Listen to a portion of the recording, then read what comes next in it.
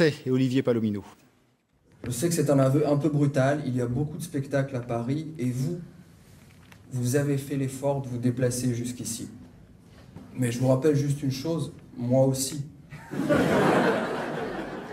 Parce qu'il ne fait rien comme tout le monde, c'est par le fond de la salle qu'il va arriver sur scène. En apparence, frais comme s'il sortait de son lit, alors qu'il rentre tout juste d'un jogging d'enfer. En dévoiler le moins pour faire rire au plus et au plus juste.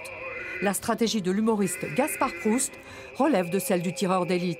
Avancer à visage couvert et ne tirer que lorsqu'on est sûr de ne pas rater sa cible, quelle qu'elle soit. Je vais faire un petit sondage, est-ce qu'il y a ce soir dans cette salle des écrivains ratés? Non? Pas de journalistes? Faut voir ce qu'ils ont pondu sur Gaspard Proust. Hein. Le petit génie cynique, le nouveau des proches. Envahir la Pologne au lieu de la Suisse.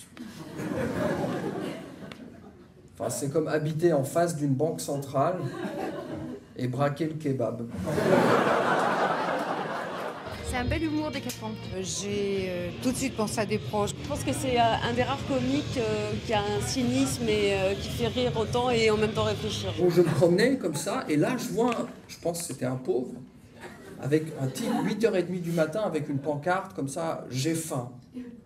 J'ai faim. 16h de l'après-midi, j'ai faim. Moi je m'arrête, je me dis mais cet homme-là pense qu'à bouffer. En allumant une brune amère. Humour désabusé, finesse d'écriture, absence totale de tabou. S'il maintient ce cap, Gaspard Proust pourrait devenir aussi salutaire que l'était en leur temps Pierre Dac, Coluche ou Desproges. Bonjour Gaspard Proust. Bonjour. Alors on vous présente comme un humoriste qui n'aime pas l'humour. Ah bon? Ouais, j'ai lu ça. Un humoriste qui n'aime pas... Vous n'allez pas forcément faire rire, enfin... Ah non, c'est une question de priorité, c'est qu'il y a tellement d'autres choses qui sont plus intéressantes, je trouve, que l'humour. C'est pour ça que j'ai pas fascination première va pas faire l'humour. Ouais. Peut-être possible, oui, c'est...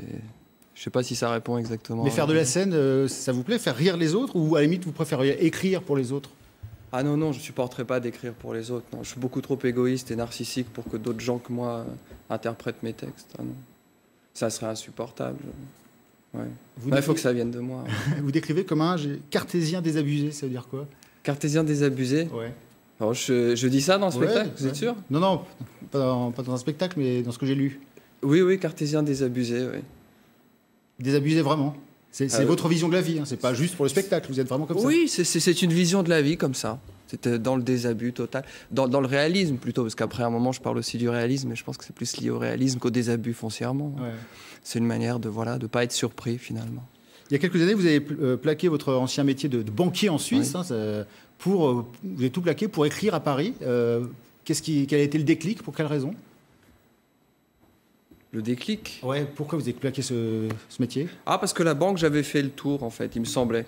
Ouais. Je commençais à m'ennuyer, donc je me suis dit on va prendre des choses qui sont plus stimulantes. Et je voulais devenir un gitan, quoi, un gars de la roulotte. Donc je me suis dit je vais monter à Paris, je vais faire ça.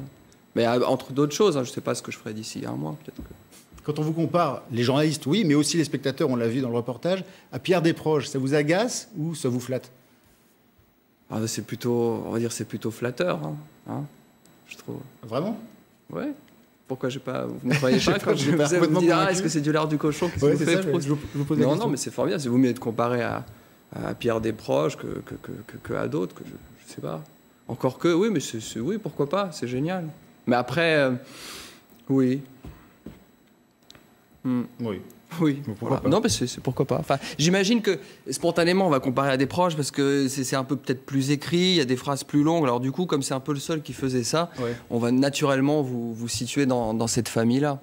Comme c'était le seul, donc c'est clair que... Alors vous êtes de droite, hein, comme tout le monde, c'est en tout cas ce que vous dites dans le spectacle?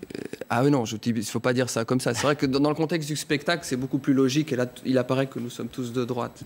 Mais après, il faut venir au spectacle pour voir la chute de cet acte. Vous essayez de me faire prononcer, mais je reste comme ça dans ma forteresse, vous n'aurez rien.